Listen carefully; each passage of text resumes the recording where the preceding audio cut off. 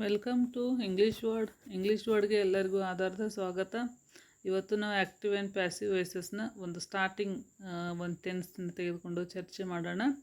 ನಮಗೆ active and passive ವಾಯ್ಸಸ್ಸು ಈಸಿಯಾಗಿ ಅರ್ಥ ಆಗಬೇಕು ಅಂದರೆ ಆ್ಯಕ್ಟಿವ್ ವಾಯ್ಸ್ ಅಂದರೆ ಟೆನ್ಸಸ್ನ ಎಲ್ಲ ರೂಲ್ಗಳ ಸಮೇತ, ಹೆಲ್ಪಿಂಗ್ ವರ್ಬ್ಗಳ ಸಮೇತ ಅವುಗಳ ಒಂದು ನೆನಪು ನಮಗೆ ತುಂಬ ಇದ್ದರೆ ನಮಗೆ ಮುಂದೆ ಮಾಡೋದಕ್ಕೆ ಈಸಿ ಆಗುತ್ತೆ ಅಂತ ಹೇಳ್ತಾ, ಯಾರಾದರೂ ಹೊಸದಾಗಿ ಈ ಒಂದು ನಮ್ಮ ತರಗತಿಯನ್ನು ನೋಡ್ತಾ ಇದ್ದರೆ ಪಕ್ಕದಲ್ಲಿ ಕಾಣ್ತಕ್ಕಂಥ ಒಂದು ರೆಡ್ ಬಟನನ್ನು ಪ್ರೆಸ್ ಮಾಡಿ ಮೇಲೆ ಆಲ್ ಅಂತ ಪ್ರೆಸ್ ಮಾಡಿದರೆ ಮಾತ್ರ ಇದಕ್ಕೆ ಸಂಬಂಧಪಟ್ಟಂಥ ಒಂದು 30-35 ವೀಡಿಯೋಸ್ ಇದ್ದಾವೆ ಆಲ್ರೆಡಿ. ಒಂದು 10 to 12 ಮಿನಿಟ್ಸ್ ಮಾತ್ರ ಒಂದೊಂದು ವಿಡಿಯೋಗಳಿದ್ದಾವೆ. ಅವುಗಳಲ್ಲಿ ಪಾರ್ಟ್ಸ್ ಆಫ್ ಸ್ಪೀಚು ಮತ್ತು ಟೆನ್ಸಸ್ನ ಕಂಪ್ಲೀಟಾಗಿ ನಾನು ಆಲ್ರೆಡಿ ಏನು ಮಾಡಿದ್ದೀನಿ, ಚರ್ಚೆ ಮಾಡಿದ್ದೀನಿ. ಅವುಗಳನ್ನು ಒಂದು ಸಾರಿ ನೋಡ್ತಾ ಬಂದರೆ ಇವಾಗ ನಮ್ಮ ಪ್ಯಾಸಿವ್ ವಾಯ್ಸ್ ಏನಾಗುತ್ತೆ ನಮಗೆ ಈಸಿಯಾಗಿ ಅರ್ಥ ಆಗುತ್ತೆ. ಆ್ಯಕ್ಟಿವ್ ವಾಯ್ಸ್ ಅನ್ನೋದೇ ಟೆನ್ಸಸ್ಸು, ಅವುಗಳ ರೂಲ್ಗಳು ನಮ್ಗೆ ಕಂಪಲ್ಸರಿ ಗೊತ್ತಿದ್ದರೆ ಪ್ಯಾಸಿವ್ ವಾಯ್ಸ್ ರೂಲ್ ನಮ್ಗೆ ಇನ್ನೂ ಈಸಿ ಆಗುತ್ತೆ. ಇಲ್ಲ ಅಂದರೆ ಅದು ಎರಡೂ ಸೇರಿ ಏನಾಗುತ್ತೆ, ಕನ್ಫ್ಯೂಸ್ ಆಗೋ ಚಾನ್ಸಸ್ ಜಾಸ್ತಿ ಇರುತ್ತೆ. ಸೊ ಏನು ಮಾಡಿರಿ, ಒಂದು ಸಾರಿ ಎಲ್ಲ ವೀಡಿಯೋಗಳನ್ನು ನೋಡಿಕೊಂಡು ಇಲ್ಲಿ ಕಂಟಿನ್ಯೂ ಮಾಡಿರಿ ಅಂತ ಹೇಳ್ತಾ, ಆ್ಯಕ್ಟಿವ್ ಆ್ಯಂಡ್ ಪ್ಯಾಸಿವ್ ವಾಯ್ಸಸ್ನ ಇವತ್ತಿನ ಒಂದು ಸ್ಟಾರ್ಟಿಂಗ್ ಫಸ್ಟ್ ಟೆನ್ಸ್ ಯಾವುದು, ಸಿಂಪಲ್ ಪ್ರೆಸೆಂಟ್ ಟೆನ್ಸ್. ಒಟ್ಟು 12 ಕೈಂಡ್ಸ್ ಆಫ್ ಟೆನ್ಸಸ್ಸಲ್ಲಿ 8 ಟೆನ್ಸನ್ನು ಮಾಡೋದಕ್ಕೆ ಬರುತ್ತೆ. ಮಿಕ್ಕಿದ 4 ಏನು ಮಾಡೋಕ್ಕೆ ಬರಲ್ಲ, ಪ್ಯಾಸಿವ್ ವಾಯ್ಸ್ ಮಾಡೋದಕ್ಕೆ ಬರಲ್ಲ. ಹೋದ ವಿಡಿಯೋದಲ್ಲಿ ಅದನ್ನು ನಾನು ಏನು ಮಾಡಿದ್ದೀನಿ, ಕಂಪ್ಲೀಟಾಗಿ ಚರ್ಚೆ ಮಾಡಿದ್ದೀನಿ. ಸೊ ಇವತ್ತು ನಾವು ಸಿಂಪಲ್ ಪ್ರೆಸೆಂಟ್ ಟೆನ್ಸ್ ಅದರದ್ದು ರೂಲು ಆಲ್ರೆಡಿ ಟೆನ್ಸಸ್ಸಲ್ಲಿ ಗೊತ್ತು ನಮಗೆ. Active voice rule subject verb plus SRES plus object. ಇದು ಏನಾಗಿತ್ತು, ಸಿಂಪಲ್ ಪ್ರೆಸೆಂಟ್ ಟೆನ್ಸ್ನ ಅಫರ್ಮೇಟಿವ್ ಫಾರ್ಮ್ ರೂಲ್ ಆಗಿತ್ತು. ಅದೇ ಸೇಮ್ ರೂಲ್ ಏನಾಗುತ್ತೆ ಇಲ್ಲಿ ಪ್ಯಾಸಿವ್ ವಾಯ್ಸ್ ರೂಲ್ ಏನಾಗುತ್ತೆ ಅಂದರೆ ಆಬ್ಜೆಕ್ಟ್, ಅಲ್ಲಿರೋ ಆಬ್ಜೆಕ್ಟ್ ಅಂದರೆ ಆ್ಯಕ್ಟಿವ್ ವಾಯ್ಸಲ್ಲಿ ಇರ್ತಕ್ಕಂಥ ಆಬ್ಜೆಕ್ಟು ಫಸ್ಟ್ ಬರುತ್ತೆ.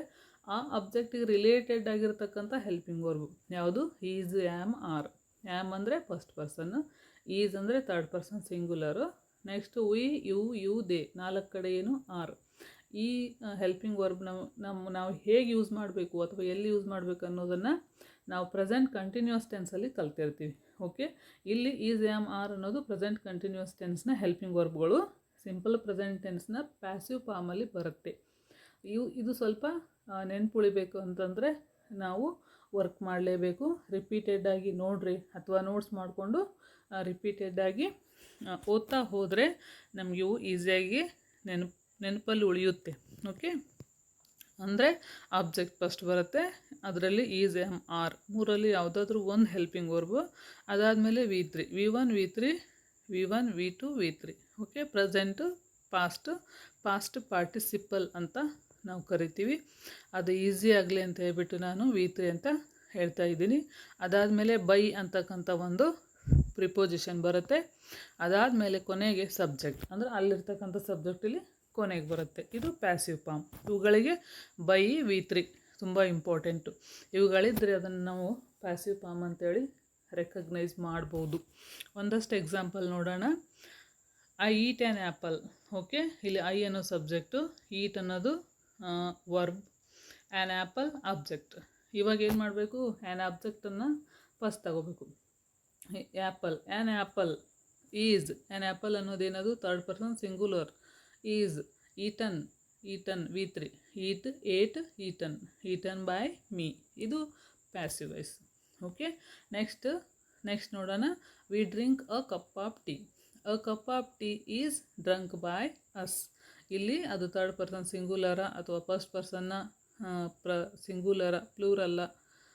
ಇದನ್ನು ಸ್ವಲ್ಪ ನೀವು ಭಾಳ ಕೇರ್ಫುಲ್ಲಾಗಿ ನೋಡಿದರೆ ಹೆಲ್ಪಿಂಗ್ ವರ್ಬ್ ಹಾಕೋದಕ್ಕೆ ನಮಗೆ ಈಸಿ ಆಗುತ್ತೆ. Next, you make a mistake. Okay, ಇದು MI ಆಗಬೇಕು, sorry, you make a mistake. ಇಲ್ಲಿ ಅ ಮಿಸ್ಟೇಕ್ ಅನ್ನೋದು ಅಬ್ಜೆಕ್ಟ್ ಆಗಿರೋದ್ರಿಂದ ಅದನ್ನು ಮೊದಲು ತೆಗೆದುಕೊಂಡಾಗ a mistake is made by you ಏನಾಗುತ್ತೆ, ಯುವೇ ಆಗಿರುತ್ತೆ, ಚೇಂಜ್ ಆಗಲ್ಲ. He writes a story. ಇಲ್ಲಿ ಬಂತು ಥರ್ಡ್ ಪರ್ಸನ್ ಸಿಂಗುಲರ್.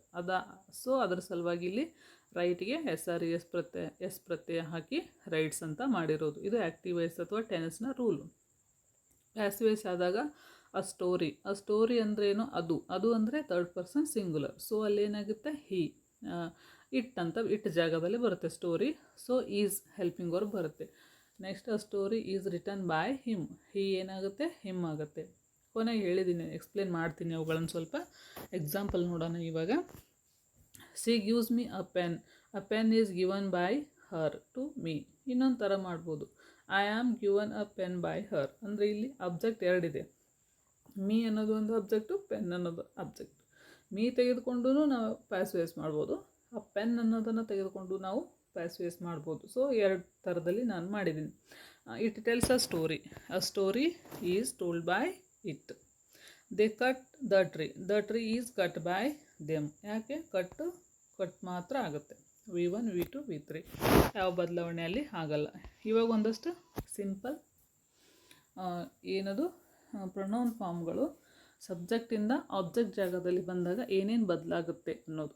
ಐ ಇದ್ದರೆ ಅದು ಮೀ ಆಗುತ್ತೆ, ಉಯ್ ಇದ್ದರೆ ಅಸ್ ಆಗುತ್ತೆ, ಯು ಇದ್ದರೆ ಯು ಆಗುತ್ತೆ, ಹಿ ಇದ್ದರೆ ಹಿಮ್ ಆಗುತ್ತೆ, ಶಿ ಇದ್ದರೆ ಹರ್, ಇಟ್ಟು ದೇ ದೆಮ್. ಮೇಲಿನ ಉದಾಹರಣೆಗಳನ್ನು ಇನ್ನೊಂದು ಸಾರಿ ನೀವು ರಿವಿಷನ್ ಮಾಡಿ ನೋಡಿದ್ರೆ ಇದೇ ಥರ ಬದಲಾವಣೆ ಅಲ್ಲಿ ಆಗಿದೆ. ನಾನು ಎಕ್ಸಾಂಪಲ್ಗಳನ್ನು ಹಾಕಿದ್ದೀನಿ ಇಲ್ಲಿ. ಪ್ರೊನೌನ್ ಫಾರ್ಮ್ಗಳು ಆಬ್ಜೆಕ್ಟ್ ಜಾಗದಲ್ಲಿ ಮೀ ಇದ್ದರೆ ಅದು ಸಬ್ಜೆಕ್ಟ್ ಜಾಗದಲ್ಲಿ ಐ ಆಗುತ್ತೆ, ಸಬ್ಜೆಕ್ಟ್ ಜಾಗದಲ್ಲಿ ಐ ಇದ್ದರೆ ಅದು ಅಬ್ಜೆಕ್ಟ್ ಜಾಗದಲ್ಲಿ ಬರುವಾಗ ಏನಾಗುತ್ತದು ಮೀ ಆಗುತ್ತೆ. ವೈಸ್ ವರ್ಸ ಚೇಂಜ್ ಆಗ್ತಾ ಹೋಗುತ್ತೆ. ಯಾವಾಗಲೂ ಸಬ್ಜೆಕ್ಟ್ ಪ್ಲೇಸಲ್ಲಿ ಇವು ಇರ್ತವೆ. ಯಾವ I we you he she ಇಟ್ಟಿದ್ರೆ ಆಬ್ಜೆಕ್ಟ್ ಜಾಗದಲ್ಲಿ me us you him her it them ಈ ಥರ ಪ್ರೊನೌನ್ ಫಾರ್ಮ್ಗಳು ಯೂಸ್ ಆಗುತ್ತೆ ಅಂತ ಗೊತ್ತಿದ್ರೆ ಸಾಕು. ಇನ್ನೊಂದು ನಮ್ಮ ಕಾನ್ಸೆಪ್ಟ್ ಬೇಕಾಗಿರೋದು ಏನು ಇಲ್ಲಿ ಅಂತಂದರೆ ಟ್ರಾನ್ಸಿಟಿವ್ ಆ್ಯಂಡ್ ಇಂಟ್ರಾನ್ಸಿಟಿವ್ ವರ್ಬ್ಸ್ ಅಂತ ಬರುತ್ತೆ. ಕನ್ನಡದಲ್ಲಿ ಸಕರ್ಮಕ ಅಕರ್ಮಕ ಕ್ರಿಯಾಪದಗಳು ಅಂತ ನಾವು ಕರಿಬೋದು. ಇವನ್ ಆ್ಯಕ್ಟಿವ್ ಆ್ಯಂಡ್ ಪ್ಯಾಸಿವ್ ವಾಯ್ಸಸ್ಗೆ ಕನ್ನಡದಲ್ಲಿ ಆ್ಯಕ್ಟಿವ್ ವಾಯ್ಸ್ ಅಂದರೆ ಕರ್ತರಿ ಪ್ರಯೋಗ, ಪ್ಯಾಸಿವ್ ವಾಯ್ಸ್ ಅಂದರೆ ಕರ್ಮಣಿ ಪ್ರಯೋಗ ಅಂತ ಹೇಳಿಬಿಟ್ಟು ಕನ್ನಡದಲ್ಲಿ ಕರೀತಾರೆ. ಅವು ನಮಗೆ ಕನ್ನಡದಲ್ಲಿ ಗೊತ್ತಿರಬೇಕು ಒಂದು ವರ್ಡ್ಗಳು, ಯಾಕಂದರೆ ನಾವು ಸೆಕೆಂಡ್ ಲ್ಯಾಂಗ್ವೇಜ್ ಅಂತ ಸ್ಟಡಿ ಮಾಡುವಾಗ ಅದು ಬೇಕಾಗುತ್ತೆ. Next transitive and intransitive verb ಅಂತಂದರೆ ಟ್ರಾನ್ಸಿಟಿವ್ ಅಂದರೆ ಸಕರ್ಮಕ ಕ್ರಿಯಾಪದ, ಇಂಟ್ರಾನ್ಸಿಟಿವ್ ಅಂದರೆ ಅಕರ್ಮಕ ಕ್ರಿಯಾಪದ. ಓಕೆ, ಟ್ರಾನ್ಸಿಟಿವ್ ಕ್ರಿಯಾಪದ ಸಕರ್ಮಕ. ಅಂದ್ರೇನು? ಕರ್ಮಪದವನ್ನು ಕರ್ಮಪದ ಆಬ್ಜೆಕ್ಟನ್ನು ಇದು ಏನು ಮಾಡುತ್ತೆ, ಯಾವಾಗಲೂ ಹೊಂದಿರುತ್ತೆ. ಅವುಗಳಿಗೆ ನಾವು ಟ್ರಾನ್ಸಿಟಿವ್ ಅಂತ ಹೇಳ್ತೀವಿ. ಇಂಟ್ರಾನ್ಸಿಟಿವ್ ಅಂದರೆ ಅಲ್ಲಿ ಕರ್ಮಪದ ಆ ಸೆಂಟೆನ್ಸಲ್ಲಿ ಇರೋದಿಲ್ಲ, ಅಬ್ಸೆಂಟ್ ಆಗಿರುತ್ತೆ. ಅಂದರೆ ಇರೋದಿಲ್ಲ ಅಂತಲ್ಲ, ಇರುತ್ತೆ ಸೆಂಟೆನ್ಸು, ಬಟ್ ಅದು ಕ್ಲಿಯರಾಗಿ ನಮಗೆ ಆಬ್ಜೆಕ್ಟ್ ಒಂದು ಮೀನಿಂಗನ್ನು ಕೊಡೋದಿಲ್ಲ. ಅಂದರೆ ಒಂದೆರಡು ನಾನು ಎಕ್ಸಾಂಪಲ್ ಹೇಳಿದಾಗ ನಿಮ್ಗೆ ಕ್ಲಿಯರ್ ಆಗುತ್ತೆ. ನೋಡೋಣ ಇಲ್ಲಿ. ಡ್ರಿಂಕ್ ಅನ್ನೋದು, ಡ್ರೈವ್ ಅನ್ನೋದು, ಈಟ್, ರೀಡ್, ರೈಟ್, ಟೆಲ್ ಅಥವಾ ಬಿಲ್ಡ್ ಎಲ್ಲನೂ ಸೇಮ್. ಬ್ರಿಂಗ್ ಇವೆಲ್ಲ ಏನು ಸಕರ್ಮಕ. ಯಾವ ಥರ ಸಕರ್ಮಕ ಅಂತಂದರೆ ಒಂದು ತೆಗೆದುಕೊಡೋಣ. ಡ್ರಿಂಕ್ ಅನ್ನೋದು ಆಲ್ರೆಡಿ ತೆಗೆದುಕೊಂಡು ಮಾಡಿದ್ದೀನಿ ನಾನಿಲ್ಲಿ. I drink a cup of tea. A cup of tea is drunk by me. ಇದು ನಮ್ಗೆ ಈಸಿಯಾಗಿ ಪ್ಯಾಸಿವೇಸ್ ಮಾಡೋದಕ್ಕೆ ಬರುತ್ತೆ. ಬಟ್ ಗೋ ಅಂತಂದಾಗ I go to market is gone by me. ನನ್ನಿಂದ ಮಾರ್ಕೆಟ್ ಹೋಗಲ್ಪಡ್ತು, ಬರಲ್ಲ, ಮೀನಿಂಗ್ ಆಗಲ್ಲ ಅದು ಸೆಂಟೆನ್ಸು. ಸೊ ಇವುಗಳಿಂದ ನಮಗೇನು ಮಾಡೋಕ್ಕಾಗಲ್ಲ, ಈಸಿಯಾಗಿ ಪ್ಯಾಸಿವೇಸನ್ನು ಮಾಡೋಕ್ಕೆ ಬರಲ್ಲ. I come from home. ಅಲ್ಲಿ ಹೋಮ್ ಅಂತ ತೆಗೆದುಕೊಂಡು home is come from me ಏನು ಅನ್ನೋಕ್ಕೆ ಬರಲ್ಲ ಅಲ್ಲಿ. ಈ ಥರ ಏನಾಗುತ್ತೆ ಅಲ್ಲಿ ಕರ್ಮಪದಗಳು ಆಬ್ಜೆಕ್ಟ್ ಸ್ವಲ್ಪ ನಮಗೆ ಕನ್ಫ್ಯೂಷನ್ ಆಗುತ್ತೆ ಎಲ್ಲಿ, ಇಂಟ್ರಾನ್ಸಿಟಿವ್ ವರ್ಬಲ್ಲಿ. ಸೊ ಟ್ರಾನ್ಸಿಟಿವ್ ವರ್ಬ್ಗಳನ್ನು ನಾವು ಮೇನ್ಲಿ ಏನು ಮಾಡ್ತೀವಿ, ಇಲ್ಲಿ ಪ್ಯಾಸಿವ್ ವಾಯ್ಸ್ ಚೇಂಜ್ ಮಾಡೋದಕ್ಕೆ ಬಳಸ್ತೀವಿ ಅನ್ನೋದು ನಮಗೆ ಗೊತ್ತಿರಬೇಕು. ಈ ಒಂದಷ್ಟು ಎಕ್ಸಾಂಪಲ್ಗಳು. ಮುಂದೆ ಹೆಚ್ಚು ಆ್ಯಕ್ಟಿವ್ ಆ್ಯಂಡ್ ಪ್ಯಾಸಿವ್ ವಾಯ್ಸ್ ಮಾಡುವಾಗ ನಮಗೆ ಟ್ರಾನ್ಸಿಟಿವ್ ಆ್ಯಂಡ್ ಇಂಟ್ರಾನ್ಸಿಟಿವ್ ವರ್ಬ್ಗಳು ಗೊತ್ತಾಗುತ್ತೆ. ನಮಗೇನಿದು ಗೊತ್ತಾಗಬೇಕು ಅಂತ ಏನಿಲ್ಲ, ಯಾಕಂದರೆ ಅಲ್ಲಿ ಪ್ಯಾಸಿವ್ ವಾಯ್ಸ್ ಚೇಂಜ್ ಮಾಡಿ ಅಂತ ಅವ್ರು ಕೊಟ್ಟಾಗ ಅದು ಆಲ್ರೆಡಿ ಟ್ರಾನ್ಸಿಟಿವ್ ವರ್ಬಲ್ಲೇ ಇರುತ್ತೆ.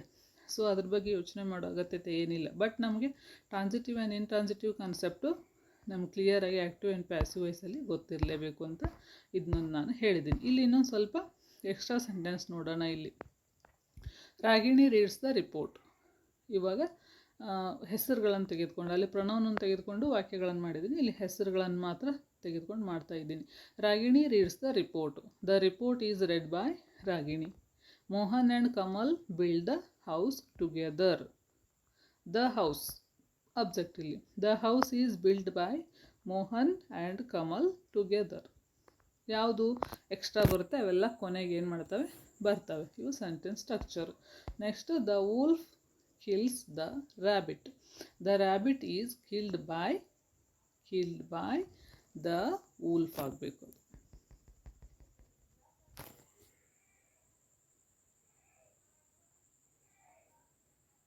Okay, wolf. The rabbit is killed by wolf.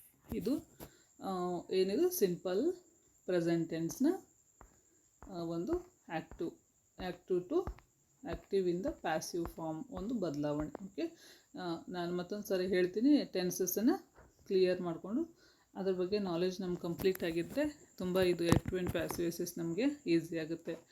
Parts of speech ಕಲಿದೆ, ಆ್ಯಕ್ಟಿವ್ ವಾಯ್ಸ್ ಪ್ಯಾಸಿವ್ ವಾಯ್ಸ್ ಬರೋಲ್ಲ. ಆ್ಯಕ್ಟಿವ್ ವಾಯ್ಸ್ ಪ್ಯಾಸಿವ್ ವಾಯ್ಸ್ ಬರದೆ ಆ್ಯಕ್ಟಿವ್ ವಾಯ್ಸ್ ಬರದೆ ಪ್ಯಾಸಿವ್ ಚೇಂಜ್ ಮಾಡೋಕ್ಕೆ ನಮ್ಗೆ ಆಗೋಲ್ಲ. ರೂಲ್ಸ್ಗಳು ಸ್ವಲ್ಪ ನಮಗೇನಾಗಬೇಕು, ಅದು ನೆನಪಲ್ಲಿ ಉಳಿಲೇಬೇಕು.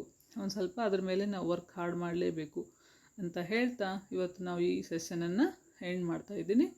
ನಾಳೆ ನೆಕ್ಸ್ಟ್ ಎಪಿಸೋಡಲ್ಲಿ ಪ್ರೆಸೆಂಟ್ ಕಂಟಿನ್ಯೂಯಸ್ ಟೆನ್ಸನ್ನು ತೆಗೆದುಕೊಂಡು ಬರ್ತೀನಿ ಅಂತ ಹೇಳ್ತಾ, bye, take care, thank you very much.